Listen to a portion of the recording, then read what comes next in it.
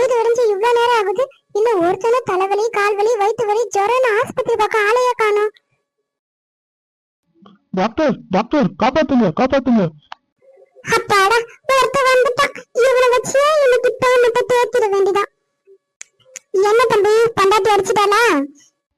எப்படி டாக்டர் கரெக்டா கண்டுபிடிச்சீங்க? அத கண்ணத்துல இருக்க காயமே காட்டி கொடுக்குது, சப்பாத்தி கட்டையோட காயன்னு. என்னடா இது, கரெக்டா சொல்றாங்க, அவ்வளவு தெளிவாக தெரியுது.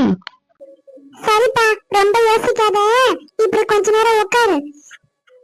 டாக்டர் எனக்கு அதுக்கெல்லாம் நேரம் இல்ல, சீக்கிரமா ஏதாவது ஒரு மாத்திரை கொடுத்து அனுப்புங்க, நான் வீட்டுல போய் சப்பாத்தி தேய்க்கணும்.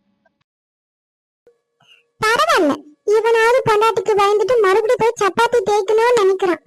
நானும் நேத்து ஒருத்தன் புடிச்சு வெளுத்தனே என் புருஷன்னு, அவன் அடி வாங்கந்தோட ஓடி போயிட்டான். வந்து ஒரு சப்பாத்தி வச்சு தேய்ச்சி கொடுத்தானா, இன்னைக்கு போய் இருக்கு அவனுக்கு.